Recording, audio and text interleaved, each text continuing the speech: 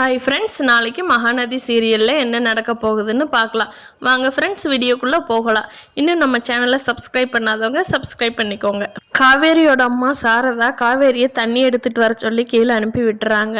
அப்போ நிவினும் பின்னாடியே போகிறாரு. காவேரி போகிறத பார்த்துட்டு போய் காவேரிகிட்ட சொல்கிறாரு, காவேரி நீ இப்படிலாம் வயிற்றுல குழந்தைய வச்சுட்டு கஷ்டப்படணுமா?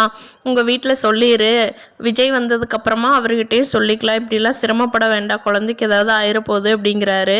அதுக்கு காவேரி, இல்லை நிவின், நான் விஜய் வந்து எல்லா பிரச்சனையும் தீர்த்ததுக்கப்புறம் தான் நான் எல்லார்த்திட்ட சொல்ல போகிறேன். என் பாப்பாவுக்கோ எனக்கோ எதுவுமே ஆகாது நிவின், எல்லாமே கடவுள் பார்த்துக்குவாரு அப்படின்னு சொல்கிறாங்க. அப்புறமா காவேரி மேலே வந்துடுறாங்க. காவேரியை வந்து அவங்க அம்மா சாரதா கங்காவுக்கு பாலில் குங்குமப்பூ போட்டு ஆற்றி கொடு காவேரி, கங்கா குடிக்கட்டும், அப்போ தான் குழந்தை நல்லா இருக்குன்னு சொல்கிறாங்க. அப்போ 2 டம்ளராக ஆற்றுறாங்க காவேரி. அப்போ பாட்டி வந்து பார்த்துட்டு, என்னடி 2 டம்ளர் ஆற்றுற, உனக்கு ஆசை வந்துருச்சா? அதுக்கு நீ விஜய் கூட சேர்ந்து வாழணும், இங்கே உங்கள் அம்மா கூட சேர்ந்து சோறாக்கிக்கிட்டு இருக்கக்கூடாதுன்னு பாட்டி சொல்கிறாங்க. காவேரியும் நிவினும் கீழே போய் பேசிகிட்டு இருந்ததை பார்த்த யமுனாவுக்கு ஒரு சந்தேகம் வந்துடுது.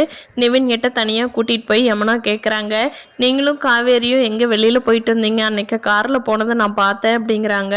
அதுக்கு நிவின், எங்கள் 2 பேர்த்த பற்றின எந்த சம்மந்தமான இது இல்லை, ஒரு முக்கியமான விஷயமா வெளியில் போயிருந்தோம் யமுனா, நீ எந்த சந்தேகம் பட வேண்டாம் அப்படின்னு சொல்கிறாங்க. அதுக்கு யமுனா இவங்க உண்மையை தான் சொல்கிறாங்களான்னு யோசனை பண்ணிக்கிட்டே இருக்காங்க.